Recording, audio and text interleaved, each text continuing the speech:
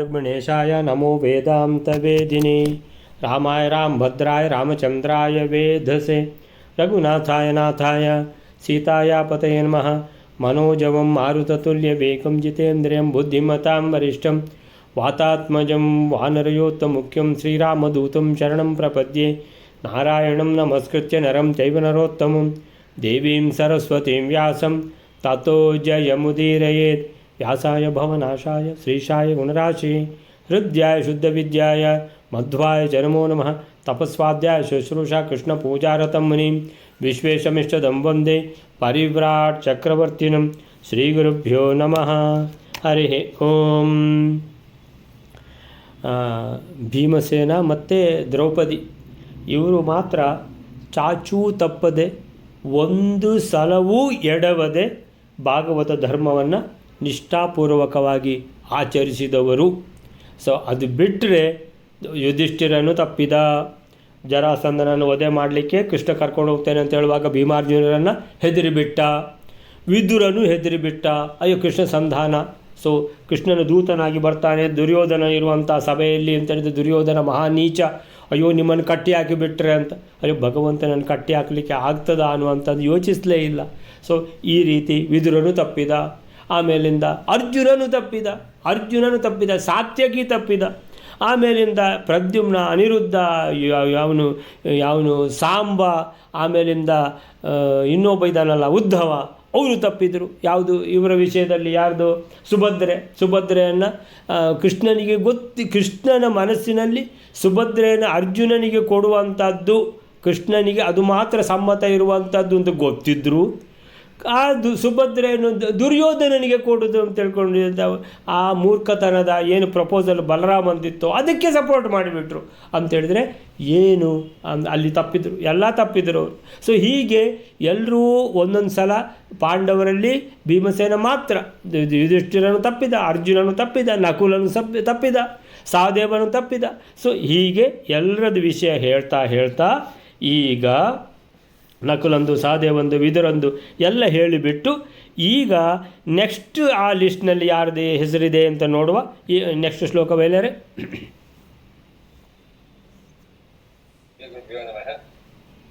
ದೇವಕೀ ವಸುದೇವಾದ್ಯಾ ಮೇನಿರೇ ಮಾನುಷಂ ಹರಿಂ ಭೀಷ್ಮಸ್ತು ಭಾರ್ಗವಂ ರಾಮ ಮಮ ಮೇನೆ ಯೋಧಚ.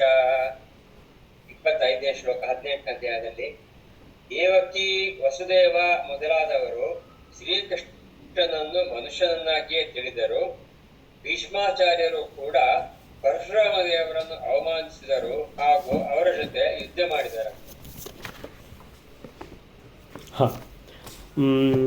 ದೇವಕಿ ವಸುದೇವಾದ್ಯ ಮೇನಿರೇ ಮಾನುಷಂ ಹರಿಂ ಭೀಷ್ಮಸ್ತು ಭಾರ್ಗವಂ ರಾಮಂ ಅವಮೇನೇಯುಯೋಧ ಚ. ದೇವಕಿ ವಸುದೇವಾದ್ಯ, ದೇವಕಿ ವಸುದೇವರು ಕೃಷ್ಣನ ತಂದೆ ತಾಯಿ. ಕೃಷ್ಣ ಅಂತ ಹೇಳಿದರೆ ಭಗವಂತನಿಗೆ ತಂದೆ ತಾಯಿ, ಭಗವಂತನಿಗೆ ಜನ್ಮ ಅಂತ ಇಲ್ಲ. ಆದರೆ ಅಸುರಮೋಹನಕ್ಕಾಗಿ ಏನಂತ ಹೇಳಿದರೆ ತಂದೆ ತಾಯಿ ಯಾರು? ವಸುದೇವ ದೇವಕಿ ಅಂತ. ಈ ದೇವಕಿಯ ಮಗುವಾಗಿ ಕೃಷ್ಣ ಫಸ್ಟಿಗೆ ನೋಡೋದು ಯಾರು ಅಂತ ಹೇಳಿದರೆ ದೇವಕಿಯಿಂದಲೂ ಮೊದಲು ನೋಡೋದು ವಸುದೇವನೇ. ಏನು ನೋಡುವುದು ಅಂತ ಹೇಳಿದರೆ, ಏನಿದು, ಇದು ಮಗುವ ಅಂತೇಳಿ, ಯಾಕೆ ಮಗುವಲ್ಲ ಅಂತ ಹೇಳಿದರೆ, ಅರೆ ಕಿರೀಟ, ಆಮೇಲೆ ಪೀತಾಂಬರಧಾರಿ, ವನಮಾಲೆ ಧರಿಸಿದ್ದಾನೆ, ಕೈಗೆ ಯಾವುದದು ಅಂಗದವ ಏನು ಹೆಸರು ಅದಕ್ಕೆ, ಅದನ್ನು ಧರಿಸಿದ್ದಾನೆ, ಆಮೇಲಿಂದ ಕಾಲಿಗೆ ಗೆಜ್ಜೆ ಧರಿಸಿದ್ದಾನೆ, ಡಾಬು ಧರಿಸಿದ್ದಾನೆ, ಉಡ್ಯಾಣ. ಸೊ ಎಲ್ಲ ಸರ್ವಾಭರಣ ಭೂಷಿತನಾಗಿ ಕಿರೀಟಧಾರಿಯಾಗಿ ವನಮಾಲೆ ಹಾಕಿಕೊಂಡು ಇರುವಂಥ ಆ ಮಗುವನ್ನು ನೋಡಿ ವಸುದೇವ ಯೋಚನೆ ಮಾಡ್ತಾನೆ, ಇದು ನನ್ನ ಮಗು. ಅರೆ ದೇವಕಿ ನೋಡಿದ್ಯಾ ನೀನು, ಇದು ನಮ್ಮ ಮಗು ಅಂತ ತಿಳ್ಕೊಂಡು ನಾವು ಇದನ್ನು ತಪ್ಪು ತಿಳ್ಕೋಬಾರ್ದು. ಇದು ಇಡೀ ಪ್ರಪಂಚಕ್ಕೆ ಮಗು, ನಮ್ಮ ಭಾಗ್ಯ, ನಮ್ಮ ಮಗು ಅಂತ ತಿಳ್ಕೊಂಡು ನಾವು ಹೇಳುವಂಥದ್ದು ಸಾಕ್ಷಾತ್ ಭಗವಂತನೇ ಇಲ್ಲಿ ಅವತರಿಸಿದ್ದಾನೆ ನಮ್ಮ ಪುತ್ರನ ರೂಪದಲ್ಲಿ ಅಂತ ವಸುದೇವನಿಗೆ ಗೊತ್ತಾಗ್ತದೆ.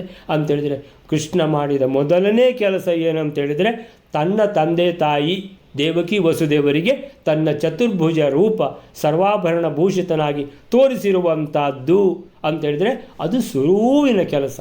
ಅಲ್ಲಿಂದ ನಂತರ ಇವಳು ಬರ್ತಾಳೆ, ಯಾರು ದುರ್ಗೆದು ಅವಳು ಹೆಸರುಂಟಲ್ಲ ಅವಳಿಗೆ, ಎಲ್ಲ ಅವಳೇ ಮಾಡುತ್ತಾನೆ, ಏನು ಹೆಸರು ಎಲ್ಲ ಆ ಹೆಸರು ಕೂಡ ಮರೆತು ಹೋಗ್ತದೆ. ಸೊ ಅಲ್ಲಿಂದ ಅಶರೀರವಾಣಿ ಆಗ್ತದೆ, ವಸುದೇವ ಮಗುವನ್ನು ಹಿಡ್ಕೊಂಡು ಹೋಗ್ತಾನೆ. ಅದೆಲ್ಲ ಕಥೆಯೆಲ್ಲ ನಿಮಗೆ ಗೊತ್ತಿರುವಂಥದ್ದೇ ನಂತರದ್ದೆಲ್ಲ. ಹಾಗಾದರೆ ವಸುದೇವ ದೇವಕಿಯರಿಗೆ ಕೃಷ್ಣ ಹುಟ್ಟಿದ ಕೂಡಲೇ ತನ್ನ ಚತುರ್ಭುಜ ರೂಪವನ್ನು ಸರ್ವಾಭರಣ ಭೂಷಿತನಾಗಿ ತೋರಿಸಿದ್ದಾನೆ ಅಂತ ಹೇಳಿದ ಮೇಲೆ ಗೊತ್ತಿದೆ ಅಂತ ಆಯ್ತಲ್ವಾ. ಸೊ ದೇವಕಿ ವಸುದೇವಾದ್ಯ ಅವರು ಕೂಡ ಮೇನಿರೆ ಮಾನುಷಂ ಹರಿಂ ಮೇನಿರೆ ತಿಳ್ಕೊಂಡ್ರು, ಮಾನುಷಂ ನಮ್ಮ ಮಗ ಕೃಷ್ಣ ಭಗವಂತ ಅಂತ ತಿಳ್ಕೊಳ್ಳಿಲ್ಲ, ಮಾನುಷ, ಮನುಷ್ಯ ರೂಪದಲ್ಲಿ ಅವತಾರ ಮಾಡಿದ್ದಾನೆ, ಮನುಷ್ಯ ಅಂತಲೇ ತಿಳ್ಕೊಂಡ್ರು. ಅಂತೇಳಿದ್ರೆ ನೋಡಿದ್ದಾರಲ್ವಾ ಚತುರ್ಭುಜ ರೂಪ ಅಂತೇಳಿದ್ರೆ ಭಗವಂತ ಹಾಗೆ ಈಗ ತೋರಿಸ್ಲಿಲ್ವಾ ಯಶೋದೆಗೆ ತಾಯಿಗೆ ಬಾಯಲ್ಲಿ ಮೂಜಗ ತೋರಿದ ಅಂತೇಳಿದ್ರೆ ಯಶೋದೆಗೆ ಏನಾಯಿತು, ಒಂದು ಸಲಕ್ಕೆ ಸಿಡ್ಲು ಬಡ್ದಾಗಾಯಿತು. ಏನು ನೋಡ್ತಾ ಇದ್ದೇನೆ ನಾನು, ಇಡೀ ಪ್ರಪಂಚ, ಆ ಮಗನ ಬಾಯಿಯಲ್ಲಿ ಇಡೀ ಪ್ರಪಂಚವನ್ನೇ ನೋಡಿದ್ಲು. ಆ ಪ್ರಪಂಚ ನೋಡ್ತಾ ಅವಳಿಗೆ ಯಾವುದು ವ್ರಜಭೂಮಿ ಅದು ಸಹ ಸಿಕ್ಕಿತು. ತಾನಿರುವಂಥ ತನ್ನ ಮನೆಯನ್ನು ನೋಡಿದ್ಲು. ಯಾವುದು ಕೃಷ್ಣನ ಬಾಯಲ್ಲಿ ತನ್ನ ಮನೆ, ಅದರಲ್ಲಿ ತಾನು ಅಂಥದ್ದು ಮೊಸರು ಕಡಿಯುವಂಥದ್ದು, ಅಲ್ಲಿ ಕೃಷ್ಣ ನಿಂತಿರುವಂಥದ್ದು, ಎಲ್ಲವನ್ನೂ ಇಲ್ಲಿ ಕಾಣ್ತಾ ಇದ್ದಾಳೆ ಯಶೋದೆ ಅಂತೇಳಿದ್ರೆ ಯಶೋದೆಗೆ ಬೆವರ್ಲಿಕ್ಕೆ ಶುರುವಾಗಿ ನಾನು ಏನು ತಿಳ್ಕೊಂಡಿದ್ದು ಎಂದರೆ ಇದು ಏನಿದು ಪ್ರಪಂಚ, ನಾವು ಯಾಕೆ ಹುಟ್ಟಿದ್ದು, ಸೊ ನಾವು ಯಾತಕ್ಕೆ ಬದುಕುವುದು ಅಂತೇಳಿದರೆ ಏನು ಮಾಡಬೇಕು, ನಾವು ಸಾಧನೆ ಮಾಡಬೇಕು. ಇದೆಲ್ಲ ರಾಗದ್ವೇಷಾದಿಗಳಿಂದ ಏನೂ ಉಪಯೋಗ ಇಲ್ಲ. ಈ ಸ್ವಾರ್ಥ ಅಹಂಕಾರ ಎಲ್ಲ ಇದು ಯಾವ ಉಪಯೋಗಕ್ಕೂ ಅಲ್ಲ, ಇದು ನಮ್ಮನ್ನು ಹಾಳು ಮಾಡುವಂಥದ್ದು ಎಲ್ಲ ಆಲೋಚನೆ ಆಗಲಿಕ್ಕೆ ಶುರುವಾಯಿತು ಯಶೋದೆಗೆ. ಸೊ ಆಮೇಲಿಂದ ಭಗವಂತನನ್ನು ಏಕಾಂತ ಚಿತ್ತದಿಂದ ಏನು ಮಾಡಿದ್ಲು, ಧ್ಯಾನ ಮಾಡಲಿಕ್ಕೆ ಶುರು ಮಾಡಿಬಿಟ್ಲು ಯಶೋದೆ. ಅಲ್ಲೇ ಕೃಷ್ಣ ಯೋಚನೆ ಮಾಡಿದ, ನನ್ನ ಅಮ್ಮ ಈ ರೀತಿ ಧ್ಯಾನ ಮಾಡ್ತಾ ಕೂತರೆ ನನ್ನನ್ನು ಯಾರು ನೋಡಿಕೊಳ್ಳುದು ಅಂತ ತಿಳ್ಕೊಂಡು ಕೂಡಲೇ ಏನು ಮಾಡಿದ, ಅದನ್ನೆಲ್ಲ ತೆಗೆದುಬಿಟ್ಟ. ಏನು ಸಿನಿಮಾ ನೋಡ್ತಿದ್ಲೋ ಯಶೋದೆ ಕೃಷ್ಣನ ಬಾಯಲ್ಲಿ ಸಿನಿಮಾ ಆಫ್ ಮಾಡಿಬಿಟ್ಟ, ಪ್ರೊಜೆಕ್ಟರ್ ಆಫ್ ಮಾಡಿಬಿಟ್ಟ ಕೃಷ್ಣ. ಕೂಡಲೇ ಅವಳು ಯಶೋದೆ ಏನು ಅಂತೇಳಿದರೆ ಯಥಾಸ್ಥಿತಿಗೆ ಬಂದುಬಿಟ್ಲು. ನನ್ನ ಮಗು ಅಂತೇಳಿದರೆ ಏನೋ ನೀನು ಮಣ್ಣು ತಿಂದಿದ್ಯಾ, ಆ ಮಣ್ಣು ತಿಂದಿದ್ಯಾ ಅಂತ ಕೇಳಿ ನಾನು ಮಣ್ಣು ತಿಂದಿಲ್ಲ, ನೋಡಬೇಕಾದ್ರೆ ನನ್ನ ಬಾಯಿ ಅಂತ ಅವ ಹೇಳಿದ್ದು. ಆಗ ಇಡೀ ನೋಡಿದ್ದವಳು ಪುನಃ ಅವಳಿಗೆ ಎಲ್ಲ ಮರೆತು ಹೋಗಿ ಬಿಡ್ತು. ಪುನಃ ನೀನು ಮಣ್ಣು ತಿಂದದಲ್ಲ, ಇಲ್ಲಮ್ಮ ಪುನಃ ಮೊದಲಿದ್ದೆ. ಸೊ ಅದೇ ಥರ ದೇವಕಿ ವಸುದೇವರು ಕೂಡ ಕೃಷ್ಣನ ಚತುರ್ಭುಜ ರೂಪವನ್ನು ನೋಡಿದ್ದಾರೆ. ಇದು ನಮ್ಮ ಮಗು ಅಂತ ನಾವು ಹೇಳ್ಕೊಳ್ಳೋದಷ್ಟೇ, ಇದು ಭಗವಂತ ಅವತರಿಸಿದ್ದು ನಮ್ಮ ಅಹೋಭಾಗ್ಯ ಅಂತ ತಿಳ್ಕೊಂಡು ಇಬ್ಬರು ಗೊತ್ತಿದೆ ನಮ್ಮ ಮಗುವೇ ಭಗವಂತ ಅಂತ.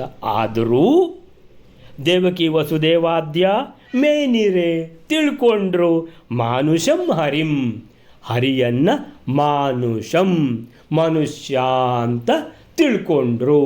ಅಂದರೆ ತಪ್ಪಿದ್ರು, ತಂದೆ ತಾಯಿಯೇ ತಪ್ಪಿದ್ರು. ಹಾಗಾದರೆ ಅವನು ಶ್ರೀಕೃಷ್ಣ ದರ್ಶನ ಕೊಟ್ಟದ್ದು ಏನು ಉಪಯೋಗ ಆಯಿತು ಅಂತ ತಿಳ್ಕೊಂಡು, ಭೀಷ್ಮಸ್ತು ಭಾರ್ಗವಂ ರಾಮಂ ಅವಮೇನೆ ಯುಯೋಧ ಚ. ಭೀಷ್ಮಾಚಾರ್ಯರು ಅಂತ ಹೇಳಿದರೆ ಅಲ್ಲಿ ಶರಶೈಯಲ್ಲಿ ಮಲಗಿದ್ದಾರೆ. ಶರಶೈಯಲ್ಲಿ ಮಲಗಿದಾಗ ಕೃಷ್ಣ ಕರ್ಕೊಂಡು ಹೋಗುವುದು ಪಾಂಡವರನ್ನು. ನೀವೆಲ್ಲ ಭೀಷ್ಮಾಚಾರ್ಯರ ಹತ್ರ ಎಲ್ಲ ಕೇಳಬೇಕು, ನಿಮಗೇನೆಲ್ಲ ಸಂಶಯ ಇದೆಯಾ ಎಲ್ಲ ಕೇಳಬೇಕು. ಅಂದರೆ ಭಗವಂತನಿಗೆ ಎಲ್ಲವನ್ನು ತಾನೇ ಹೇಳಲಿಕ್ಕೆ ಬೇಜಾರವನಿಗೆ, ಅಂದರೆ ಇನ್ನೊಬ್ಬರ ಹತ್ರ ಹೇಳಿಸುವಂಥದ್ದು. ಯಾರು ಇನ್ನೊಬ್ಬರು ಅಂತ ಹೇಳಿದರೆ ತುಂಬ ಎಲ್ಲ ಭಗವದ್ ಭಕ್ತರು ಯಾರಿದ್ದಾರೆ ಅವರಿಂದ ಹೇಳಿಸುವಂಥದ್ದು. ಸೊ ಭೀಷ್ಮಾಚಾರ್ಯರಿಂದ ಹೇಳಿಸೋಣ ಪಾಂಡವರಿಗೆ ಅಂತ. ಸೊ ಅಲ್ಲಿ ಆ ಶರಶೆಯಲ್ಲಿ ಹೋಗಿ ಧರ್ಮರಾಜ ಮೊದಲು ಕೇಳುವಂಥ ಪ್ರಶ್ನೆ ಏನು, ದೇವದೇವಂ ಎಂಥದ್ದು ವಿಷ್ಣು ಸಹಸ್ರನಾಮದಲ್ಲಿ ಬರುವಂಥದ್ದು, ಕಿಮೇ ತಂ ದೈವತಂ ಲೋಕೆ ಅಂತೇಳಿದ್ರೆ ಈ ಲೋಕದಲ್ಲಿ ಒಬ್ಬರೇ ದೇವರು ಯಾರು ಅಂತ ಪ್ರಶ್ನೆ. ಆವಾಗ ಹೇಳುವಂಥದ್ದು ದೇವದೇವಂ ಅನಂತಂ ಪುರುಷೋತ್ತಮಂ.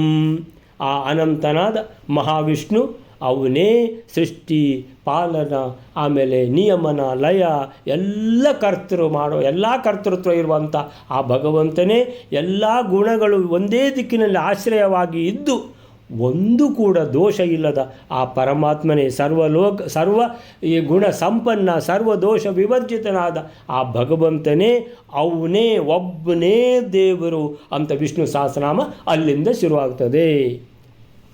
ವಿಷ್ಣು ಸಹಸ್ರನಾಮ ಶುರುವಾಗುವುದೇ ಶರಶಯ್ಯಲ್ಲಿ ಕೇಳುವಂಥದ್ದು ಅವರು. ಸೊ ಏನು ಕೇಳುವುದದು? ಕಿಮೇತಂ ದೈವತಂ ಲೋಕೆ ಕಿಂ ವಾಪಿ ಏಕಂ ಪರಾಯಣಂ. ನಾನು ಒಂದೇ ದೇವರನ್ನು ಪೂಜಿಸಬೇಕು ಅಂತ ನನಗೆ ಉಂಟು. ನಾನು ಯಾರನ್ನು ಪೂಜಿಸಬೇಕು? ಸ್ತುವಂತಹ ಕಂ ಅರ್ಚಂತಹ. ಯಾರನ್ನು ನಾನು ಸ್ತುತಿಸಲಿ, ಯಾರನ್ನು ನಾನು ಅರ್ಚಿಸಲಿ? ಒಬ್ಬರೇ ದೇವರನ್ನು ಅರ್ಚಿಸಬೇಕು. ಪ್ರಾಪ್ನುಯುರ್ ಮಾನವ ಶುಭಂ ಕೋ ಧರ್ಮ ಸರ್ವಧರ್ಮಾಣಾಂ ಭವತ ಪರಮೋ ಮತಃ ಕಿಂ ಜಪನ್. ಯಾವ ಒಬ್ಬರೇ ದೇವರನ್ನು ಜಪ ಮಾಡುವ ಮುಖಾಂತರ ಪಾರಾಯಣ ಮಾಡುವ ಮುಖಾಂತರ ಸ್ತೋತ್ರ ಮಾಡಿ ಪ್ರಸನ್ನಗೊಳಿಸುವ ಮುಖಾಂತರ ಮುಚ್ಯತೆ ಜಂತು ಜನ್ಮ ಸಂಸಾರ ಬಂಧನಾತ್. ಜಂತು ಅಂತೇಳಿದೆ ಪ್ರಾಣಿಗಳು ಈ ಜನ್ಮ ಸಂಸಾರ ಬಂಧನದಿಂದ, ಸಂಸಾರ ಸಾಗರೆ ಘೋರೆ, ಇದರಿಂದ ಮುಚ್ಯತೆ ಬಿಡುಗಡೆ ಹೊಂದ್ತಾರೆ. ಮೋಕ್ಷವನ್ನು ಸಂಪಾದನೆ ಮಾಡಲಿಕ್ಕೆ ಒಬ್ಬರೇ ದೇವರನ್ನು ನಾನು ಪೂಜಿಸಬೇಕು. ಆ ದೇವರು ಯಾರು ಅಂತ ಹೇಳ್ಕೊಂಡು ಭೀಷ್ಮಾಚಾರ್ಯರ ಪಿತಾಮಹನ ಹತ್ರ ಕೇಳ್ತಾರೆ. ಯಾರು? ಧರ್ಮರಾಯ. ಆಗ ಭೀಷ್ಮ ಶರಶೈಯಲ್ಲಿ ಮಲಗಿ ಅಂತೇಳಿದರೆ ಇನ್ನೇನು ಇಡೀ ಎಲ್ಲ ದೇಹದ ಯಾವ ಪಾರ್ಟ್ ಚುಚ್ಚಲಿಂತ ಇಲ್ಲ, ಎಲ್ಲ ಪಾರ್ಟ್ಗಳನ್ನು ಚುಚ್ಚಿ ಇಟ್ಟಿದ್ದಾವೆ ಬಾಣಗಳು, ರಕ್ತ ಸೋರ್ತಾ ಇದೆ. ಅಂಥ ಸಂದರ್ಭದಲ್ಲಿ ಹೇಳುವಂಥದ್ದು ಜಗತ್ಪ್ರಭುಂ ದೇವದೇವಂ ಅನಂತಂ ಪುರುಷೋತ್ತಮಂ. ಒಬ್ಬರೇ ದೇವರನ್ನು ಪೂಜಿಸಬೇಕಲ್ಲ. ಜಗತ್ಪ್ರಭು ದೇವದೇವಂ ಅನಂತಂ ಪುರುಷೋತ್ತಮಂ ಸ್ತುವನ್ನಾಮ ಸಹಸ್ರೇಣ. ಆ ವಿಷ್ಣು ಸಹಸ್ರನಾಮ ಸ್ತುವನ್ನಾಮ ಸಹಸ್ರೇಣ. ವಿಷ್ಣು ಸಹಸ್ರನಾಮದಲ್ಲಿ ಭಗವಂತನ 1000 ಹೆಸರುಗಳು ಬರ್ತವೆ. ಆ ಭಗವಂತನನ್ನು ನೀನು ಪೂಜಿಸು. ಪುರುಷಃ ಸತತೋತ್ಥಿತಃ ತಮೇವ ಚ ಅರ್ಚಯ. ಅವನನ್ನೇ ಪೂಜಿಸು ನಿತ್ಯಂ ಭಕ್ತಿಯ. ಪುರುಷಂ ಅವ್ಯಯಂ ಧ್ಯಾಯನ್ ಸ್ತುವನ್ ನಮಸ್ಯಂಶ್ಚ. ಧ್ಯಾಯನ್ ಅವನನ್ನೇ ಧ್ಯಾನ ಮಾಡುವುದು, ಸ್ತುವನ್ ಅವನನ್ನೇ ಸ್ತೋತ್ರ ಮಾಡುವುದು, ನಮಸ್ಯಂಚ ಅವನನ್ನೇ ನಮಸ್ಕಾರ ಮಾಡುವುದು. ಅವನೇ ಯಜಮಾನ ತಮೇವ ಚ. ಅವನೇ ನಮ್ಮೆಲ್ಲರ ಯಜಮಾನ ಅಂತ ವಿಷ್ಣು ಸಹಸ್ರನಾಮವನ್ನು ಏನು ಮಾಡ್ತಾರೆ? ಬೋಧಿಸ್ತಾರೆ. ಕೃಷ್ಣನ ಎದುರುಗಡೆನೆ ಕೃಷ್ಣನ 1000 ಹೆಸರುಗಳನ್ನು ಭೀಷ್ಮಾಚಾರ್ಯರು ಯಾವ ಸ್ಥಿತಿಯಲ್ಲಿ ಅಂತ ನೋಡ್ಕೊಳ್ಳಿ. ಅಂಥ ಮರಣವನ್ನು ಇನ್ನೇನು ಇನ್ನು ಹತ್ರ ಬರ್ತಾ ಇದೆ. ಶರಶೈಯಲ್ಲಿ ಮಲಗಿರುವಂಥ ಭೀಷ್ಮಾಚಾರ್ಯರು ಆ ಸ್ಥಿತಿಯಲ್ಲಿ ಭಗವಂತನನ್ನು ನೆನೆದುಕೊಂಡು ಭಗವಂತನ ಸನ್ನಿಧಾನದಲ್ಲಿ ಹತ್ತಿರನೇ ಕೂತಿದ್ದಾನೆ ಕೃಷ್ಣ. ಭಗವಂತನ ಸನ್ನಿಧಾನದಲ್ಲಿ ಆ ಪಾಂಡವರಿಗೆ ವಿಷ್ಣು ಸಹಸ್ರನಾಮವನ್ನು ಬೋಧಿಸ್ತಾರೆ. ಅಂಥ ಭೀಷ್ಮಾಚಾರ್ಯರು ಭೀಷ್ಮಸ್ತು ಭಾರ್ಗವಂ ರಾಮಂ. ಅಂಬೆ ಏನು ಮಾಡಿದ್ಲು? ಹೋಗಿ ಕಂಪ್ಲೇಂಟ್ ಕೊಟ್ಲು ಭೀಷ್ಮಾಚಾರ್ಯರ ಮೇಲೆ. ನೋಡಿ ಪರಶುರಾಮಾಚಾರ್ಯರ ಹತ್ರ ಹೋಗಿಬಿಟ್ಟು ಅಂಬೆ ಕಂಪ್ಲೇಂಟ್ ಕೊಡ್ತಾಳೆ. ಏನಂತ? ಭೀಷ್ಮಾಚಾರ್ಯರು ಏನು ಮಾಡಿದ್ರು ಗೊತ್ತಾ? ಭೀಷ್ಮಾಚಾರ್ಯರು ನನ್ನನ್ನು ಅಪಹರಿಸಿಕೊಂಡು ಬಂದರು. ಅಂಬಾಲಿಕೆ ಆಮೇಲೆ ಅಂಬಿಕೆ, ಇವರು 3 ಜನ. ಸೊ 3 ಜನರನ್ನು ಅಪಹರಿಸಿಕೊಂಡು ಬಂದು ಇಲ್ಲಿ ವಿಚಿತ್ರ ವೀರ್ಯನನ್ನು ಮದುವೆ ಮಾಡ್ಕೋಬೇಕು ಅಂತ ಭೀಷ್ಮಾಚಾರ್ಯರು ಅಪಹರಿಸಿಕೊಂಡು ಬಂದದ್ದು. ಅವರು ಮದುವೆ ಮಾಡ್ಕೊಳ್ಳೋದಿಲ್ಲ ಅಂತೆ. ಅದನ್ನು ವಿಚಿತ್ರ ವೀರ್ಯನನ್ನು ಮದುವೆ ಮಾಡ್ಕೋಬೇಕಂತೆ. ನಾನು ಪ್ರೀತಿಸಿದ್ದೇನೆ ಸಾಲ್ವರಾಜನನ್ನು. ಏನು ಮಾಡಿದರು? ಸೊ ಆಮೇಲಿಂದ ಮನಸ್ಸಿಂದ ಅಪಹರಿಸಿಕೊಂಡು ಬಂದ ತಪ್ಪಲ್ವ, ಅಲ್ಲಿಂದ ನನ್ನ ಅಲ್ಲಿ ಕಳಿಸಿದರು. ನಾನು ಅಲ್ಲಿಗೆ ಹೋದರೆ ಸಾಲ್ವರಾಜ ಹೇಳ್ತಾನೆ, ಭೀಷ್ಮಾಚಾರ್ಯ ಅಪಹರಿಸಿಕೊಂಡು ಹೋದದ್ದಲ್ಲ, ನೀನು ಅಲ್ಲಿದ್ದು ಬಂದಿದ್ಯಲ್ಲ, ಇಲ್ಲ ನೀನು ಕಳಂಕಿತೆ, ವಾಪಸ್ ಕಳಿಸಿದ ಫುಟ್ಬಾಲ್ನಾಗಿ. ಇವರು ಇಲ್ಲಿಂದ ಒದ್ದರು, ಅವ ಅಲ್ಲಿಂದ ಒದ್ದ. ನಾನು ವಾಪಸ್ ಬಂದಾಗ ನನಗೆ ಯಾರಿಲ್ಲ, ತ್ರಿಶಂಕು ಸ್ವರ್ಗ. ಸೊ ಈ ಥರ ಆಗಿಬಿಟ್ಟೆ ನಾನು. ಅವಳಿಗೆ ಶಾಪದ ಇದರಿಂದ ಅವಳು ಎಂಥದವಳು, ಅವಳದ್ದು ಹೆಸರೆಲ್ಲ ಇದೆಯಲ್ಲ, ಯಾವುದು ಒಂದು ಸಹ ನೆನಪೇ ಬರೋದಿಲ್ಲ. ಸೊ ಅವಳು ಶಾಪದಿಂದ ಬ್ರಹ್ಮದೇವರು ವರಾಂಗಿ ಬ್ರಹ್ಮದೇವರ ಶಾಪದಿಂದ ಅವಳ ಗಂಡನಿಗೆ ಎಂಥದ್ದು ಅಲ್ಲಿ ಇದು ಆ ಯಾವುದನ್ನು ಯಾವುದದ್ದು ಕಾಮಧೇನುವನ್ನು ನೀನು ತಗೊಂಡು ಬಾ ಅಂತ ಹೇಳ್ಕೊಂಡು ಪರ್ಮಿಷನ್ ಇಲ್ಲದೆ ಎಳ್ಕೊಂಡು ಬಾ ಅಂತ ಹೇಳಿದ್ದಕ್ಕೆ ಆ ರೀತಿಯ ಅಪರಾಧ ಮಾಡಿದ್ದಕ್ಕೆ ಅವರಿಗೆ ಶಾಪ ಕೊಟ್ಟಿದ್ದು ಯಾರು? ಇಬ್ಬರಿಗೂ ಕೂಡ, ಕಶ್ಯಪರು ಇಲ್ಲಿ ಹುಟ್ಟಿದ್ರು ಭೀಷ್ಮಾಚಾರ್ಯರಾಗಿ, ಆಮೇಲಿಂದ ಇವಳು ಹುಟ್ಟಿದ್ಲು ವರಾಂಗಿ ಹುಟ್ಟಿದ್ಲು ಅಂಬೆಯಾಗಿ. ಶಾಪದಿಂದ ಇದೆಲ್ಲ ಆದದ್ದು. ಅಂದರೆ ಎಲ್ಲ ವಸುಗಳು ಹೌದು, ಆಯಿತಾ. ಎಲ್ಲ ಕಥೆಯೆಲ್ಲ ಮರ್ತೋಗಿರ್ತದೆ, ನಿಮಗೆ ಚೆನ್ನಾಗಿ ಗೊತ್ತಿರಬೇಕು ಈಗ ನನಗಿಂತಲೂ. ಸೊ ನಂತರ ಏನಂತ ಹೇಳಿದರೆ, ಆ ಶಾಪದಿಂದ ಇವರು ಪರಶುರಾಮಾಚಾರ್ಯರು ಎಲ್ಲ ಕೇಳ್ತಾ ಇದ್ದಾರೆ ಅಂತ ಹೇಳಿದರೆ ಎಲ್ಲ ಗೊತ್ತಿದೆ ಭಗವಂತ ಅವರು. ಸೊ ಎಲ್ಲ ಕೇಳಿಕೊಂಡು ಹಾಂ. ಸೊ ಈಗ ಏನು, ಭೀಷ್ಮಾಚಾರ್ಯದ್ದು ಮಿಸ್ಟೇಕ್ ಇಲ್ಲ, ಅಂಬೆದ್ದು ಮಿಸ್ಟೇಕ್ ಇಲ್ಲ. ಆ ಶಾಪದಿಂದ ಅಲ್ಲಿ ಅವರು ಮಾಡಿದ್ದು, ದೇವಲೋಕದಲ್ಲಿ ಇದ್ದುಕೊಂಡು ವಸುಗಳಾಗಿ ಇದ್ದುಕೊಂಡು ಮಾಡಿದ್ದು, ಗಂಡನಿಗೆ ದುರುಪದೇಶ ಕೊಟ್ಟದ್ದವಳು, ಕೆಟ್ಟ ಉಪದೇಶ ಕೊಟ್ಟು ಆ ಕೆಟ್ಟ ಕೆಲಸವನ್ನು ಮಾಡಿಸಿದ್ದಾಳೆ ಗಂಡನಿಂದ. ಅದಕ್ಕೆ ಗಂಡನಿಗೂ ಶಾಪ ಸಿಕ್ಕಿತು, ಹೆಂಡತಿಗೂ ಶಾಪ ಸಿಕ್ಕಿತು. ಆ ಹೆಂಡತಿಯೇ ವರಾಂಗಿಯೇ ಅಂಬೆ. ಸೊ ಆ ಶಾಪದಿಂದ ಆದದ್ದು. ಆದರೆ ಅವಳಿಗೆ ಎಲ್ಲಿ ನೆನಪು, ಅವಳಿಗೆ ಎಲ್ಲಿ ಗೊತ್ತಿಲ್ಲ. ಸೊ ಹೀಗಾಗಿ ಪರಶುರಾಮಾಚಾರ್ಯರು ಎಲ್ಲ ಕೇಳಿ ಏನು ಮಾಡಲಿಕ್ಕಾಗ್ತದೆ, ಏನಾದರೂ ಒಂದು ಅವಳಿಗೆ ಒಂದು ಸೊಬಗು ಕೊಡಬೇಕಲ್ಲ ಅಂತ. ಸರಿ, ಭೀಷ್ಮಾಚಾರ್ಯರೇ ನೀವು ಮದುವೆ ಆಗಬೇಕು ಅವಳನ್ನು. ಇಲ್ಲ, ನಾನು ಮದುವೆ ಆಗಲಿಕ್ಕೆ ಆಗೋದಿಲ್ಲ, ನಾನು ಪ್ರತಿಜ್ಞೆ ಮಾಡಿದ್ದೇನೆ. ಅದು ಗೊತ್ತಿದೆ, ಗೊತ್ತಿರುವಂಥದ್ದೇ ವಿಷಯ, ಪ್ರತಿಜ್ಞೆ ಮಾಡಿದ್ದೀರಿ ಹೌದು. ಅಂದರೆ ಇವಳಿಗೊಂದು ಹೇಳಬೇಕಲ್ಲ ಏನಾದರೂ ಒಂದು ಅಂತ ಎಲ್ಲ ಮನಸ್ಸಿನೊಳಗೆ ಇದೆಲ್ಲ. ನಂತರ ಪರಶುರಾಮಾಚಾರ್ಯರು ಹೇಳ್ತಾರೆ, ಹಾಗಾದರೆ ನೀವು ಮದುವೆ ಆಗಲಿಕ್ಕೆ ಕೇಳುವುದಿಲ್ಲ ಅಂತ ಆದರೆ ಹಾಗಾದರೆ ನಾನು ನಿಮ್ಮ ಹತ್ರ ಯುದ್ಧವೇ ಮಾಡಬೇಕಷ್ಟೆ. ಸೊ ಯುದ್ಧ ಮಾಡಿ ಏನಂತ ಹೇಳಿದ್ರೆ ನಾನು ನಿಮ್ಮನ್ನು ಸೋಲಿಸಿ ಇದು ಮಾಡಬೇಕು ಅಂತ. ಅಂದರೆ ಯುದ್ಧ ಆಗ್ತದೆ ಅಂದರೆ ಪರಶುರಾಮ ದೇವರು ತಾನೇ ಸೋತ ಹಾಗೆ ಮಾಡಿಬಿಡ್ತಾರೆ. ಯಾಕಂದರೆ ಒಂದು ವೇಳೆ ಪರಶುರಾಮ ದೇವರು ವಿನ್ ಆದರೆ, ಒಂದು ವೇಳೆ ಗೆದ್ದರೆ ಭೀಷ್ಮಾಚಾರ್ಯ ಅವಳನ್ನು ಮದುವೆ ಆಗಬೇಕಲ್ಲ, ಅದು ಮದುವೆ ಆಗಲಿಕ್ಕೆ ಆಗೋದಿಲ್ಲ. ಸೊ ಆದ್ದರಿಂದ ಏನು ಮಾಡ್ತಾರೆ, ಪರಶುರಾಮಾಚಾರ್ಯರು ಬೇರೆ ದಾರಿನೇ ಇಲ್ಲ, ಭೀಷ್ಮಾಚಾರ್ಯರಿಗೆ ಸೋಲಲೇಬೇಕು.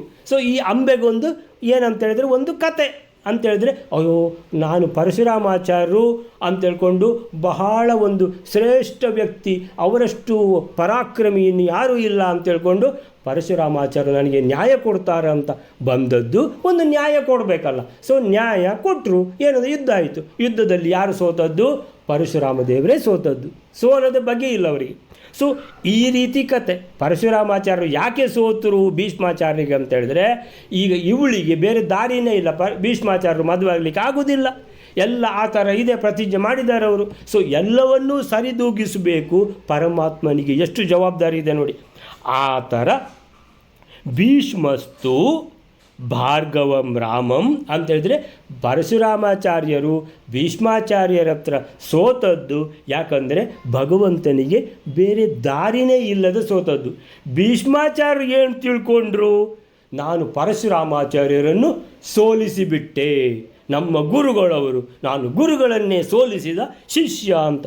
ಭೀಷ್ಮಸ್ತು ಭಾರ್ಗವಂ ರಾಮಂ, ಭಾರ್ಗವ ಅಂದರೆ ಪರಶುರಾಮಾಚಾರ್ಯರು, ಭಾರ್ಗವಂ ರಾಮಂ ಪರಶುರಾಮಾಚಾರ್ಯರನ್ನು ಅವಮೇನೆ ಯುಯೋಧಚ, ಯುದ್ಧ ಮಾಡಿ ತಾನು ಗೆದ್ದು ಬಿಟ್ಟೆ ಅಂತ ಪರಶುರಾಮಾಚಾರ್ಯರನ್ನು ಅವಮಾನಿಸಿದರು ಅಂತೇಳಿದರೆ ಭೀಷ್ಮಾಚಾರ್ಯರಿಗೂ ಒಂದು ಕ್ಷಣಕ್ಕೆ ಮರ್ತೋಯಿತು ಪರಶುರಾಮಾಚಾರ್ಯ ಅಂತೇಳಿದರೆ ಭಗವಂತನೇ ಅನ್ನುವಂಥದ್ದು ಮರ್ತೋಯಿತು.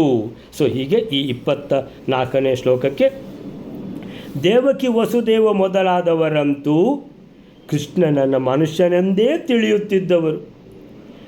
ಭೀಷ್ಮರು ಪರಶುರಾಮ ರೂಪದ ಹರಿಯನ್ನು ಯುದ್ಧದಲ್ಲಿ ತಾನು ಗೆದ್ದೆ ಅಂತ ಅವಮಾನಿಸಿದರು. ದೇವಕಿ ವಸುದೇವ ನಂದಗೋಪ ಯಶೋದೆ ಎಲ್ಲರೂ ಕೂಡ ತುಂಬ ಯೋಗ್ಯರೇ ಆದರೂ ಶ್ರೀಕೃಷ್ಣನನ್ನು ಒಬ್ಬ ಮನುಷ್ಯ ತಮ್ಮ ಮಗ ಅಂತ ತಪ್ಪು ತಿಳಿಯುತ್ತಿದ್ದರು. ಆಡಿಸಿದಳೆ ಯಶೋದ ಜಗದೋದ್ಧಾರಣ. ಕಟ್ಟಿ ಹಾಕಲಿಕ್ಕೆ ಹೋಗುವಾಗ ಎಷ್ಟು ಹಗ್ಗ ಜೋಡಿಸಿದ್ರು ಅದು ಒಂದು ಅಂಗುಲ ಕಡಿಮೆ. ಇದು ಒಂದು ಅಂಗುಲ ಏನು ಅಂತ ಯಶೋದೆಗೆ ತಲೆ ಚಿಟ್ಟು ಹಿಡಿದೋಯ್ತು. ಎಷ್ಟು ಹಗ್ಗ ಜೋಡಿಸಿದ್ರು ಒಂದು ಅಂಗುಲನೇ ಕಡಿಮೆ ಆಗೋದು ಏನು ಅಂತ. ಸೊ ಈ ರೀತಿ ಇವರೆಲ್ಲ ಕೃಷ್ಣನನ್ನು ಮನುಷ್ಯ ತಮ್ಮ ಮಗ ಅಂತ ತಪ್ಪು ತಿಳಿಯುತ್ತಿದ್ದರು. ಭೀಷ್ಮರಂತೂ ಸಾಕ್ಷಾತ್ ಭಗವಂತನ ದಶಾವತಾರಗಳಲ್ಲಿ ಒಂದಾದ ಪರಶುರಾಮ ರೂಪಿ ಭಗವಂತನನ್ನು ಅವನ ಮಾತು ನಡೆಸದೆ ಅವಮಾನಿಸಿದರು. ಅವನೊಂದಿಗೆ ಯುದ್ಧಕ್ಕೂ ತೊಡಗಿದರು. ಕುರುಕುಲ ಪಿತಾಮಹರು ಪರಮ ಭಾಗವತರು ಎನಿಸಿದ್ದ ಅವರೂ ಸಹ ಇಂತಹ ತಪ್ಪಿನಿಂದ ಪಾರಾಗಲಿಲ್ಲ. ಭೀಷ್ಮಾಚಾರ್ಯದ್ದು ತಪ್ಪಿಲ್ಲ, ಪರಶುರಾಮಾಚಾರ್ಯದ್ದು ತಪ್ಪಲಿಲ್ಲ. ಭೀಷ್ಮಾಚಾರ್ಯರು ಪ್ರತಿಜ್ಞೆ ಮಾಡಿದ್ದಾರೆ. ಎಲ್ಲಿಂದ ಮದುವೆ ಆಗಿದವರು ಪ್ರತಿಜ್ಞೆ ಮಾಡಿದ ಮೇಲೆ ಇಲ್ಲ. ಸೊ ಪರಶುರಾಮಾಚಾರ್ಯರು ಭಗವಂತ ಎಲ್ಲ ಗೊತ್ತಿದೆ. ಇದರಲ್ಲಿ ಬೇರೆ ಏನೂ ದಾರಿ ಇಲ್ಲ. ಭೀಷ್ಮಾಚಾರ್ಯರ ಜೊತೆಗೆ ಯುದ್ಧ ಮಾಡಿ ತಾನು ಸೋಲಬೇಕು. ಆದ್ದರಿಂದ ಅದು ಒಂದೇ ದಾರಿ ಇರೋದು. ಮತ್ತು ಅಂಬೆಗೆ ಹೇಳ್ತಾರೆ, ನೋಡು ನಾನು ಯುದ್ಧದಲ್ಲಿ ಕೂಡ ಸೋತೆ, ನಾನು ಏನು ಮಾಡಲಿಕ್ಕಾಗ್ತದೆ, ನಾನು ಭೀಷ್ಮಾಚಾರ್ಯರಿಗೆ ಹೇಳಲಿಕ್ಕಾಗ್ತದ, ನಾನು ಯಾರಿಗೆ ಹೇಳೋದು ನಾನು ಅಂತ ಹೇಳಿ ಕಳಿಸಿದರು. ಸೊ ಈ ರೀತಿ ಅಂತ ಹೇಳಿದರೆ ಬೇರೆ ದಾರಿಯೇ ಇಲ್ಲ.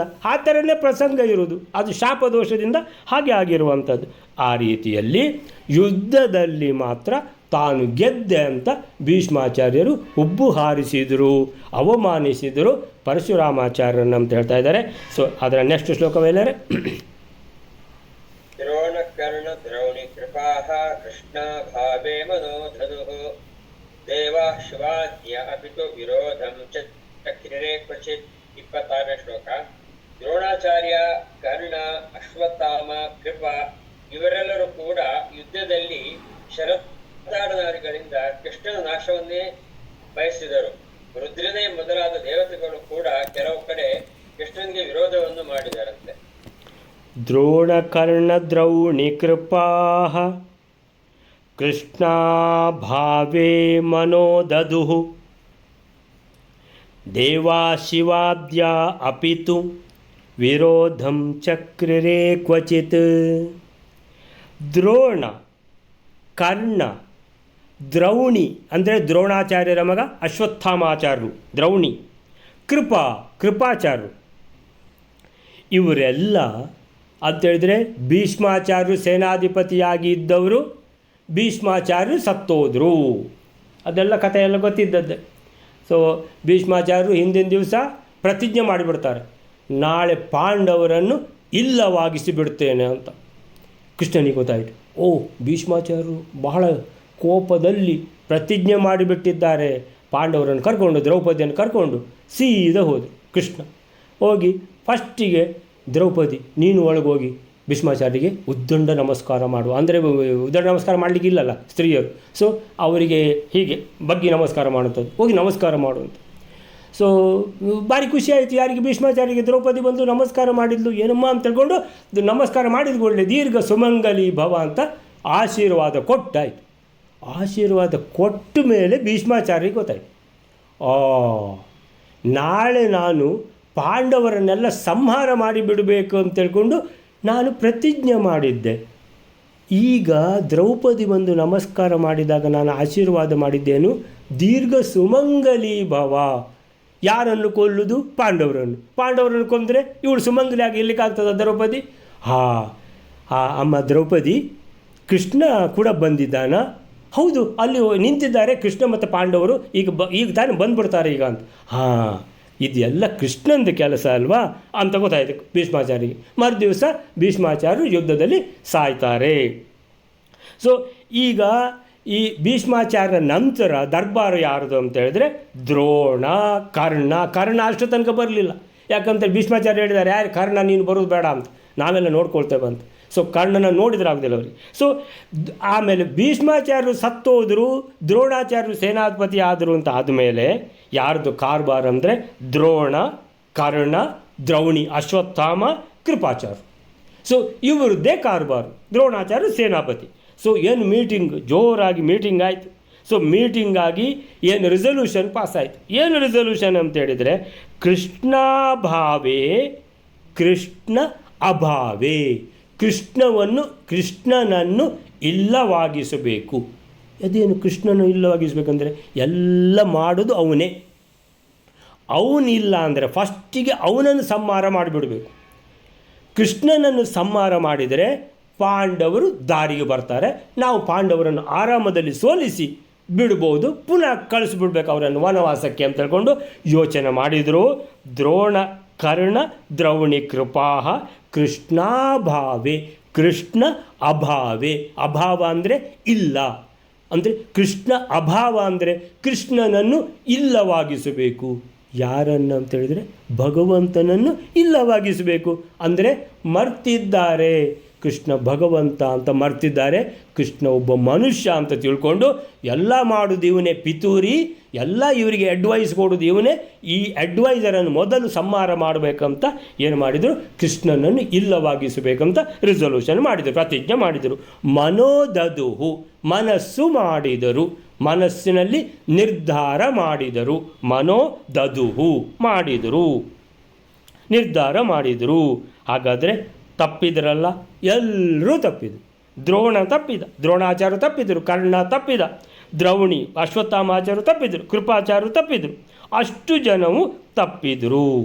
ಏನು ಹೇಳ್ತಾರೆ ಅಂತ ಆಮೇಲೆ ದೇವಾ ಶಿವಾದ್ಯ ಅಪಿತು ದೇವಾಹ, ಇನ್ನು ದೇವತೆಗಳದ್ದು ಕತೆ ಶಿವಾದ್ಯಾಹ ಅಂತೇಳಿದ್ರೆ ರುದ್ರದೇವರಿಗೆ ಎಷ್ಟು ಸಲ ಅಸುರಾವೇಶ ಆಗಿದೆ, ಎಷ್ಟು ಸಲ ರುದ್ರದೇವರಿಗೆ ನಾನು ದೊಡ್ಡದ ಭಗವಂತ ದೊಡ್ಡದ, ಇಲ್ಲ ನಾನೇ ದೊಡ್ಡದು ಅಂತ ಎಷ್ಟು ಸಲ ಆಗಿದೆ ಮಹಾದೇವ. ಸೊ ದೇವಾಹ ಶಿವಾದ್ಯ ಅಂದರೆ ಶಿವ ಆದ್ಯ, ರುದ್ರದೇವರು ಮಾತ್ರ ಅಲ್ಲ, ರುದ್ರದೇವರು ಇಂದ್ರ ಅಲ್ಲ, ಒಂದು ದೊಡ್ಡ ಲಿಸ್ಟೇ ಇದೆ ಯಾರಿಗೆಲ್ಲ ಮರ್ತೋಗಿದೆ ಭಗವಂತ ಅಂತ ಹೇಳಿಬಿಟ್ಟು. ಅಪಿತು ವಿರೋಧಂ ಚಕ್ರರೇ ಕ್ವಚಿತ್, ಒಂದೊಂದು ಸಲ ಕ್ವಚಿತ್ ಕ್ವಚಿತ್ ಒಂದೊಂದು ಸಲ ಏನಂತ ಹೇಳಿದರೆ ಚಕ್ರಿರೇ, ಏನು ಚಕ್ರಿರೇ ಮಾಡಿದರು, ಚಕ್ರಿರೇ ವಿರೋಧಂ, ಕೃಷ್ಣನಿಗೆ ವಿರೋಧ ಮಾಡಿದವರೇ ಒಂದೊಂದು ಸಲ ಪ್ರತಿಯೊಬ್ಬರೂ ಕೂಡ.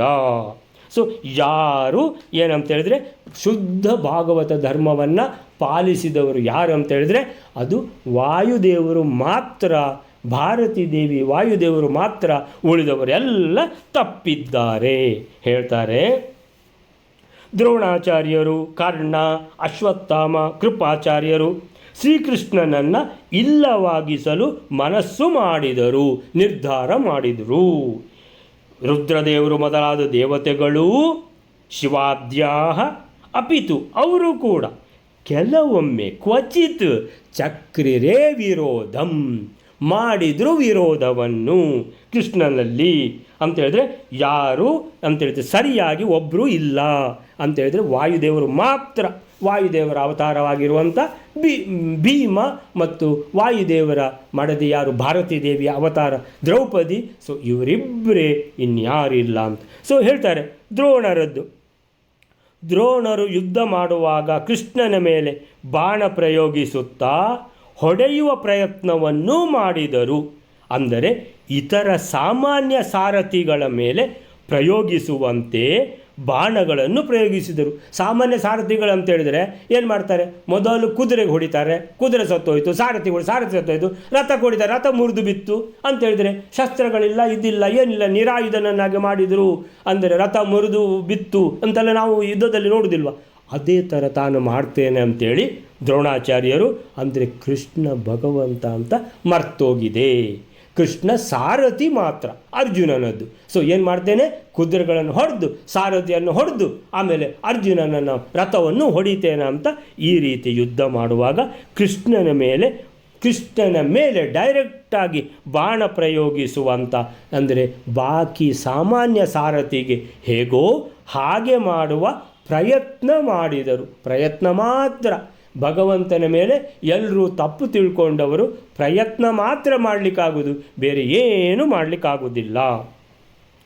ಕರ್ಣ ನೇರವಾಗಿ ಶ್ರೀಕೃಷ್ಣನ ಮಾತನ್ನು ನಿರಾಕರಿಸಿದವನು ಅಂತೇಳಿದರೆ ಎದುರೇ ನಿರಾಕರಿಸಿದವ ಕರ್ಣ ಅಂತೇಳಿದರೆ ಶ್ರೀಕೃಷ್ಣನು ಪಾಂಡವ ಪಕ್ಷಪಾತಿ ಅಂತ ಯಾವ ರೀತಿ ಅವನ ಬಾಸ್ ದುರ್ಯೋಧನ ಹೇಳ್ತಾನೋ ಅದೇ ರೀತಿ ಕರ್ಣ ಕೂಡ ಹಾಗೆ ಶ್ರೀಕೃಷ್ಣ ನಿಂದೆಲ್ಲ ಗೊತ್ತಿದೆ ನನಗೆ, ನೀನು ಪಾಂಡವ ಪಕ್ಷಪಾತಿ, ನಿನ್ನ ಮಾತನ್ನು ಏನು ಕೇಳುವುದು ಅಂತ ಹೇಳಿದವ ಕರ್ಣ. ಆಮೇಲೆ ಅಶ್ವತ್ಥಾಮಾಚಾರ್ಯರು ದೊಡ್ಡವರು ಅವರು ಅಂತೇಳಿದರೆ ರುದ್ರದೇವರ ಅವತಾರ. ಈ ರುದ್ರದೇವರಿಗೆ ಬೇಜಾರಾಗಿ ಹೋಯಿತು ಅಶ್ವತ್ಥಾಮನ ಈ ಅವತಾರದಲ್ಲಿ. ಅಂದರೆ ಭಗವಂತನನ್ನು ಸೇವೆ ಮಾಡಬೇಕಂತ ಅವತಾರ ಮಾಡಿ ಅಶ್ವತ್ಥಾಮ ಆಗಿ ಹುಟ್ಟಿದ್ದು. ಈ ಅಶ್ವತ್ಥಾಮ ಮಾಡಿದ್ದೆಲ್ಲ ಬ್ಯಾಡ್ದಿದ್ದದು. ಆಮೇಲಿಂದ ಅವರು ಭಗವಂತ ನನಗೆ ನಿಮ್ಮ ಮಗನಾಗಿ ನಾನು ಹುಟ್ಟುತ್ತೇನೆ ಅಂತ ಆಮೇಲಿಂದ ವೇದವ್ಯಾಸರ ಮಗನಾಗಿ ಶುಕಮುನಿಯಾಗಿ ಹುಟ್ಟಿದ್ದು ರುದ್ರದೇವರು. ಅಂದರೆ ಭಗವಂತನನ್ನು ಈ ಸಲ ನಾನು ಮಾತ್ರ ಸೇವೆ ಮಾಡಲೇಬೇಕು ಅಂತ. ಸೊ ಈ ಅಶ್ವತ್ಥಾಮಾಚಾರ್ಯರ ಈ ಅವತಾರದಲ್ಲಿ, ಅದಕ್ಕಿಂತ ಮೊದಲ ಅವತಾರ ದೂರ್ವಾಸರು ಅಷ್ಟೇ ಇದ್ದವರಿಗೆಲ್ಲ ಶಾಪ ಕೊಡ್ತಾ ಇದ್ದದ್ದು. ಸೊ ರುದ್ರದೇವರದ್ದು ಫೇಮಸ್ ಅವತಾರಗಳು, ಒಂದು ದುರ್ವಾಸ, ಇನ್ನೊಂದು ಅಶ್ವತ್ಥಾಮ. ಸೊ ಅಶ್ವತ್ಥಾಮರಂತೂ ಕೃಷ್ಣನಿಂದ ಚಕ್ರವನ್ನು ಪಡೆದು ಅವನ ಮೇಲೆಯೇ ಪ್ರಯೋಗಿಸಿ ಅವನನ್ನು ಇಲ್ಲದಂತೆ ಮಾಡುವ ಯೋಜನೆ ಹೊಂದಿದ್ದವರು. ಇದು ಭಯಂಕರ ಇಂಟ್ರೆಸ್ಟಿಂಗ್ ಕತೆ. ಸೊ ಕೃಷ್ಣ ಆ ಒಂದು ಸಂದರ್ಭದಲ್ಲಿ ಏನಂತ ಹೇಳಿದರೆ, ದುರ್ಯೋಧನ ಅಲ್ಲಿ ಬಿದ್ದಿದ್ದಾನೆ ಅಂತೇಳಿದ್ರೆ, ಹೇಗಾದರೂ ಮಾಡಿ ಏನು ಪಾಂಡವರನ್ನು ಇಲ್ಲವಾಗಿಸಬೇಕು ಅಂತ ಲಾಸ್ಟ್ ಮೊಮೆಂಟ್ ತನಕ ದುರ್ಯೋಧನಿಗದೆ. ಅವನು ಪಟ್ಟ ಕಟ್ಟಿದ ಯಾರನ್ನು? ಅಶ್ವತ್ಥಾಮ. ಸೊ ಅಶ್ವತ್ಥಾಮ, ಇನ್ನು ಮುಂದೆ ನೀನೇ ರಾಜ ಅಂತ, ನಿನ್ನೇ ರಾಜ ಅಂತ ಮಾಡಿ ಅಲ್ಲೇ ಮಣ್ಣು ತೆಗೆದು ಅಶ್ವತ್ಥಾಮನ ತಲೆಗೆ ಹಾಕಿ, ಇನ್ನು ಮೇಲೆ ನೀನು ರಾಜ, ನಿನಗೆ ಏನು ಮಾಡಬೇಕು ನೀನು ಅಂತ ಹೇಳಿದ್ರೆ, ಮೊದಲು ಪಾಂಡವರನ್ನು ಒಬ್ಬರನ್ನು ಬಿಡದೆ ಸಂಹಾರ ಮಾಡಬೇಕು ಅಂತ. ಹಾಗೆಲ್ಲ ಇದೆಲ್ಲ ನಾರಾಯಣಾಸ್ತ್ರ ಬ್ರಹ್ಮಾಸ್ತ್ರ ಎಲ್ಲ ಉಪಯೋಗಿಸಿದಂಥ ಟೈಮ್ ಅದು. ಆಗ ಒಂದು ದಿಕ್ಕಿನಲ್ಲಿ ಕೃಷ್ಣರ ಹತ್ರ ಕೇಳಿದ್ರಂತೆ ಅಶ್ವತ್ಥಾಮಾಚಾರ್ಯರು, ಕೃಷ್ಣ ನನಗೆ ನಿಂದ ಸುದರ್ಶನ ಚಕ್ರ ಬೇಕು ಅಂತ. ಅದಕ್ಕೆ ಕೃಷ್ಣನಿಗೆ, ನಂದು ಸುದರ್ಶನ ಚಕ್ರ ನಿಮ್ಗ ಸರಿ ಅಂತ ತಗೊಳ್ಳಿ ಅಂತ ಕೊಟ್ರಂತ. ಈ ಅಶ್ವತ್ಥಾಮಾಚಾರ್ಯರು ಭಾರಿ ಖುಷಿಯಲ್ಲಿ ಇದನ್ನು ಪಾಂಡವರ ಮೇಲೆ ಪ್ರಯೋಗಿಸಿ ಸುದರ್ಶನ ಚಕ್ರವನ್ನು 5 ಜನರ ತಲೆ ಕಟ್ ಮಾಡಿಬಿಡ್ತೇನೆ ಅಂತ ಭಾರಿ ಖುಷಿಯಲ್ಲಿ ತಗೊಳ್ಳೋದೆಲ್ಲಿಂದ, ಅದನ್ನು ಹಿಡ್ಕೊಳ್ಳಿಕ್ಕೆ ಆಗೋದಿಲ್ಲ ಅಂತೇಳಿದ್ರೆ, ಅದನ್ನು ಸಂಭಾಳಿಸಲಿಕ್ಕೆ ಆಗಲಿಲ್ಲ ಸುದರ್ಶನ ಚಕ್ರವನ್ನು ಅಂತೇಳಿದರೆ, ಅದನ್ನು ಏನು ಮಾಡಿದರೂ ಹಿಡ್ಕೊಳ್ಳಿಕ್ಕೆ ಆಗೋದಿಲ್ಲ ಇವರಿಗೆ. ಯಾರಿಗೆ ಹಿಡ್ಕೊಳ್ಳಿಕ್ಕೆ ಆಗದೆ ಅಂಥ ಸಂದರ್ಭದಲ್ಲಿ ಕೃಷ್ಣ ಮೆಲ್ಲ ಕೇಳಿದಂತೆ, ಅಲ್ಲ ನೀವು ನಮ್ಮದು ಆಯುಧ ಕೇಳಿದ್ರಲ್ಲ, ಯಾಕೆ ಕೇಳಿದ್ದು ಅಂತ.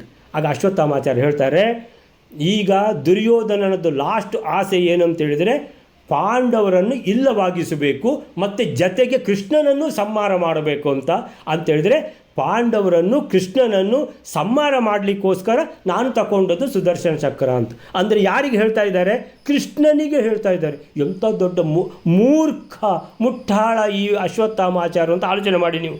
ಅಂದರೆ ಕೃಷ್ಣಂದೇ ಆಯುಧ ತಗೊಂಡು ಹೊಡೆದು ಯಾರಿಗೆ? ಪಾಂಡವರಿಗೆ ಮತ್ತು ಕೃಷ್ಣನಿಗೆ, ಅವರನ್ನೇ ಸಂಹಾರ ಮಾಡಬೇಕು ಅಂತ ನಾನು ತಗೊಂಡುದು ಅಂತ ಮತ್ತೆ ಸತ್ಯ ಬೇರೆ ಹೇಳ್ತಾ ಇದ್ದಾರೆ. ಸೊ ಈ ರೀತಿಯ ಅಶ್ವತ್ಥಾಮಾಚಾರ್ಯರು ಅಂದರೆ ಮರ್ತಿದ್ದಾರೆ. ಅಂದರೆ ಸುದರ್ಶನ ಚಕ್ರ ತಗೊಂಡ್ರೆ, ಅಂದರೆ ಯಾರಿಗೆ ಉಪಯೋಗಿಸ್ತೇವೋ ಅವರ ಕುತ್ತಿಗೆ ಕತ್ತರಿಸಿ ಹೋಗ್ತದೆ ಅಂತ ಅದು ಗೊತ್ತಿದೆ. ಅಂದರೆ ಸುದರ್ಶನ ಚಕ್ರ ಭಗವಂತನದ್ದಾದ್ದರಿಂದ ಅದು ಕತ್ತರಿಸಿ ಹೋಗುವುದು, ಕೃಷ್ಣ ಅಂದರೆ ಭಗವಂತ ಅಂತ ಅದು ಮರ್ತೋಗಿದೆ ಅಂತೇಳಿದರೆ, ಒಂದು ಪಾರ್ಟ್ ಮಾತ್ರ ನೆನಪಿದೆ, ಒಂದು ಪಾರ್ಟ್ ಮರ್ತೋಗಿದೆ. ಇಂತಹ ಅಶ್ವತ್ಥಾಮಾಚಾರ್ಯರು ಮರ್ತಿದ್ದಾರೆ. ಇನ್ನು ಕೃಪಾಚಾರ್ಯರು ಕೂಡ ದುರ್ಯೋಧನನ ಪಕ್ಷ ಸೇರುವ ಮೂಲಕ ಕೃಷ್ಣನಿಗೆ ವಿರೋಧ ಮಾಡಿದವರೇ. ಹೀಗೆ ಮಹಾಭಾರತ ಕಾಲದಲ್ಲಿ ಅವತರಿಸಿದ ದೇವತೆಗಳ ಅಪರಾಧಗಳ ಪ್ರಸಂಗಗಳ ನಿರೂಪಣೆಯನ್ನು ಮಾಡ್ತಾ ಹೋದರು ಮಧ್ವಾಚಾರ್ಯರು. ಇನ್ನು ಮೂಲ ರೂಪದಲ್ಲಿ, ಇದೆಲ್ಲ ಮನುಷ್ಯ ರೂಪದಲ್ಲಿ ಅವತಾರ ಮಾಡಿದ ದೇವತೆಗಳ ಇದೆಲ್ಲ ಜಾತಕ. ಇನ್ನು ಮೂಲ ರೂಪದಲ್ಲಿರುವಂಥ ದೇವತೆಗಳು ರುದ್ರದೇವರು. ಈಗ ರುದ್ರದೇವರದು ಮನುಷ್ಯ ರೂಪದಲ್ಲಿರುವಂಥ ಅಶ್ವತ್ಥಾಮಾಚಾರ್ಯದ್ದು ಹೇಳಿ ಆಯಿತು. ಇನ್ನು ರುದ್ರದೇವರು ಮೂಲ ರೂಪದಲ್ಲಿ ಎಷ್ಟು ಸಲ ಶ್ರೀಹರಿಗೆ ವಿರೋಧ ಮಾಡಿದ್ದುಂಟು. ರಾವಣ ಸಂಹಾರ ಆದ ಕೂಡಲೇ ರಾವಣ ಕುಂಭಕರ್ಣರ ಸಂಹಾರ ಮಾಡಲಿಕ್ಕೆ ರುದ್ರದೇವರು ಬ್ರಹ್ಮದೇವರೆಲ್ಲ ಒಟ್ಟಿಗೆ ಹೋಗಿ ಭಗವಂತನನ್ನು ಪ್ರಾರ್ಥನೆ ಮಾಡಿದ್ದು. ಆ ಪ್ರಾರ್ಥನೆಯ ಮೇರೆಗೆ ಭಗವಂತ ಶ್ರೀರಾಮನ ಅವತಾರ ಮಾಡಿಬಿಟ್ಟು ಆ ಕುಂಭಕರ್ಣನ ಮೊದಲು, ಆಮೇಲೆ ರಾವಣನನ್ನು ಸಂಹಾರ ಮಾಡಿ ಆಯಿತು. ರಾವಣನ ಸಂಹಾರ ಮಾಡಿದ ಮೇಲೆ ರುದ್ರದೇವರಿಗೆ ಆವೇಶ ಬಂತು. ನಂದು ವರ ಇತ್ತು, ಯಾರಿಗೆ? ರಾವಣನಿಗೆ ಅಂತೇಳಿದರೆ, ಈ ಶ್ರೀರಾಮ ಅಂತೇಳಿದ್ರು ಕೊಂದು ಬಿಡುದ ಯಾರನ್ನು? ರಾವಣನನ್ನು. ಹಾಗಾದರೆ ನನ್ನ ವರಕ್ಕೆ ಏನು ಬೆಲೆ ಸಿಕ್ಕಿದಾಗಾಯಿತು ಅಂತ ಹೇಳಿಬಿಟ್ಟು ಶ್ರೀರಾಮಚಂದ್ರ ನಿನ್ನ ಜೊತೆಗೆ ಯುದ್ಧ ಮಾಡಬೇಕು ಅಂತ. ಶ್ರೀರಾಮಚಂದ್ರನೇ, ಏನು ರುದ್ರದೇವರೇ, ನನಗೆ ನನ್ನ ಹತ್ರ ಯುದ್ಧ ಮಾಡಬೇಕಂತ ನಿಮಗೆ ಮನಸ್ಸಾಗ್ತಾ ಇದೆಯಾ? ಹೌದು, ನಾನು ಯುದ್ಧ ಮಾಡಬೇಕೀಗ ಅಂತ. ಸೊ ರಾವಣ ಸಂಹಾರದ ಅನಂತರ ರುದ್ರದೇವರು ಧನುಸ್ಸು ಹಿಡಿದು ರಾಮನ ಮೇಲೆಯೇ ಯುದ್ಧಕ್ಕೆ ಸಿದ್ಧರಾಗಿ ನಿಂತುಬಿಟ್ರು. ಅಂದರೆ ಪೂರ್ತಿ ಮರ್ತೋಗಿದೆ. ಆಮೇಲಿಂದ ಏನಾಯಿತು? ಭೂಕಂಪ ಆಗಿತ್ತು. ಯಾವಾಗ ಶ್ರೀರಾಮಚಂದ್ರ ಇವ್ರು ಹೇಗಿದ್ದರು ಯುದ್ಧ ಇದು ಬಿಲ್ಲು ಇದು ಮಾಡಿ ಹೆದೆ ಏರಿಸಿ ಬಾಣ ರೆಡಿ ಮಾಡಿ ಆಗಿದೆ. ಯಾವಾಗ ಶ್ರೀರಾಮಚಂದ್ರ ಕೂಡ ಹೆದೆ ಏರಿಸಿ ಶಾರ್ಂಗ ಧನುಸ್ಸಿನಲ್ಲಿ ಬಾಣ ಹೂಡಲಿಕ್ಕೆ ಹೀಗೆ ಆ ಬಿಲ್ಲಿನ ಹಗ್ಗವನ್ನು ಎಳೆದ್ರೋ ಭೂಕಂಪ ಆಯಿತು. ಭೂಕಂಪ ಆದ ಕೂಡಲೇ ರುದ್ರದೇವರು ಬಿದ್ದುಬಿಟ್ರು. ರುದ್ರದೇವರು ಬಿದ್ದು ಕೂಡಲೇ ಮನುಷ್ಯನಿಗೆ ಎಚ್ಚರ ಆಯಿತು.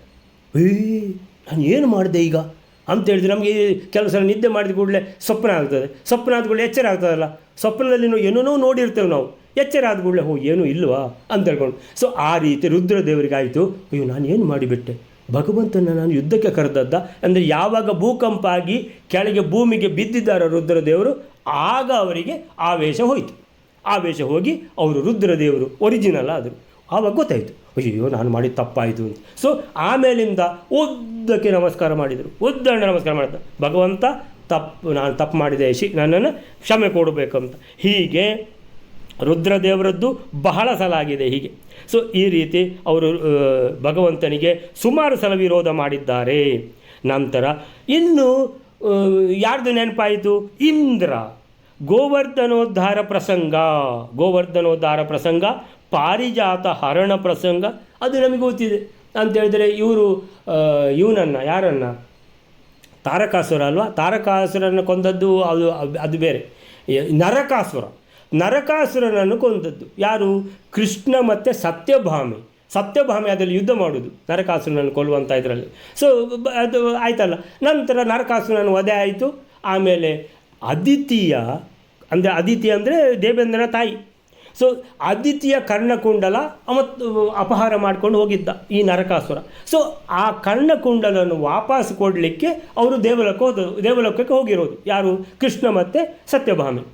ಅಲ್ಲಿ ಶಚೀದೇವಿ ಪಾರಿಜಾತ ಮುಡ್ಕೊಂಡು ಈ ಕಡೆಯಿಂದ ಆ ಕಡೆಯಿಂದ ಈ ಕಡೆ. ಸತ್ಯಭಾಮೆ ಯೋಚನೆ ಮಾಡಿದ್ಲು, ಇಲ್ಲಿ ಗೆಸ್ಟ್ ಯಾರು? ನಾನಾ ಶಚಿದೇವಿಯ? ಅವಳು ಮನೆಯವಳು, ನಾನು ಹೊರಗಿನ ಅತಿಥಿ. ಸೊ ನನಗೆ ಪಾರಿಜಾತ ಕೊಡುವ ಬದಲು ತಾನೇ ಮುಡ್ಕೊಂಡು ಈ ರೀತಿ ಈ ಕಡೆಯಿಂದ ಆ ಕಡೆಯಿಂದ ಈ ಕಡೆ, ಇದು ಎಂಥದ್ದು ಇದು? ಸಿಟ್ಟು ಬಂದುಬಿಡ್ತು. ಮೆಲ್ಲ ಕೃಷ್ಣನ ಕರೆದು ಹೇಳ್ತಾಳೆ, ಈ ಪಾರಿಜಾತ ಮರ ಉಂಟಲ್ಲ, ಇಲ್ಲಿ ಇರುವುದೇ ಬೇಡ, ನಾವು ತಗೊಂಡು ಹೋಗುವ ಅಂತ. ಕೃಷ್ಣನ ಯೋಚನೆ ಮಾಡಿದ, ಇದು ದೇವಲೋಕದ ಪಾರಿಜಾತ ಅಮ್ಮ, ಇದನ್ನು ಹೀಗೆ ತಗೊಂಡು ಹೋಗ್ಲಿಕ್ಕೆ ಆಗೋದಿಲ್ಲ. ಆದರೂ ಹೇಳಲಿಲ್ಲ ಸತ್ಯಭಾಮೆಗೆ. ಆಯಿತು, ಇವತ್ತು ನರಕಾಸುರನ ವಧೆ ಮಾಡೋದಲ್ಲಿ ಯುದ್ಧ ಎಲ್ಲ ಮಾಡಿ ಇಂಥ ಪ್ರೀತಿಯ ಮಡದಿಗೆ ಆಗೋದಿಲ್ಲ ಅಂತ ಯಾಕೆ ಹೇಳೋದು ಅಂತ ಹೇಳ್ಕೊಂಡು ಪಾರಿಜಾತ ಮರವನ್ನು ಹಿಡ್ಕೊಂಡು ಹೊರಡುವಾಗ ಇಂದ್ರ ಯುದ್ಧಕ್ಕೆ ಬಂದ. ನಮ್ಮ ದೇವಲೋಕದ ಪಾರಿಜಾತ ಮರವನ್ನು ತಗೊಂಡು ಹೋಗಲಿಕ್ಕೆ ಯಾರು ಅಧಿಕಾರ, ಯಾರು ಕೊಟ್ಟದ್ದು ಪರ್ಮಿಷನ್? ನಾನಂತೂ ಕೊಡಲಿಲ್ಲ, ಆಗೋದಿಲ್ಲ, ಅದು ಯುದ್ಧ. ಯಾರ ಜೊತೆ? ಕೃಷ್ಣನೊಂದಿಗೆ. ಆಮೇಲಿಂದ ಗೊತ್ತಾಯಿತು, 4 ಪೆಟ್ಟು ತಿಂದ ಮೇಲೆ, 4 ಬಾಣದ ಪೆಟ್ಟು ತಿಂದ ಮೇಲೆ ಇಂದ್ರನಿಗೆ ಇದು ಬಂತು, ಏನು ಹೋಶ್ ಬಂತು, ಜ್ಞಾನ ಬಂತು. ನಾನು ಭಗವಂತನೊಟ್ಟಿಗೆ ಯುದ್ಧ ಮಾಡ್ತಾ ಇರೋದು ಅಂದರೆ ಕೃಷ್ಣ ಭಗವಂತ ಅಂತ ಇಂದ್ರನಿಗೆ ಮರ್ತೋಯಿತು ಅಂತ ಹೇಳಿದರೆ ನಂಬಲಿಕ್ಕಾಗ್ತದ? ರುದ್ರದೇವರಿಗೆ ಮರೀಲಿಲ್ವ? ಸೊ ಆದ್ದರಿಂದ ಇಂದ್ರನಿಗೆ ಮರ್ತಾರೆ, ಏನು ಆಶ್ಚರ್ಯ? ಅಂದರೆ ಈ ಅಸುರಾವೇಶ ಆದಾಗ ಯಾರಿಗೂ ಮರೀತದೆ ಅನ್ನುವಂಥದ್ದು. ಈ ರೀತಿ ಪಾರಿಜಾತ ಹರಣ ಪ್ರಸಂಗದಲ್ಲಿ ಇಂದ್ರ ಕೃಷ್ಣನ ಮೇಲೆ ಕೋಪಗೊಂಡು ವಿರೋಧ ಮಾಡಿದ. ಸೊ ಹೀಗೆ ಅನೇಕ ಪ್ರಸಂಗಗಳಲ್ಲಿ ಈ ಅನೇಕ ದೇವತೆಗಳಿಂದ ಹೀಗೆ ಅಪಚಾರ ಪ್ರಸಂಗ, ವಿರೋಧ, ಭಗವಂತ ಅಂತ ಮರ್ತು ಬಿಟ್ಟು ಈ ರೀತಿ ವಿರೋಧ ಮಾಡುವಂಥ ಪ್ರಸಂಗಗಳು ಬಂದಿವೆ ಅಂತ ಇಲ್ಲಿ ಹೇಳ್ತಾ ಹೋಗಿದ್ದಾರೆ ಮಧ್ವಾಚಾರ್ಯರು. ಸೊ ಇವತ್ತು ಇಲ್ಲಿಗೆ ನಿಲ್ಲಿಸ್ಕೊಳ್ಳೋಣ. ಶ್ರೀಕೃಷ್ಣ ಅರ್ಪಣ ಮಸ್ತು.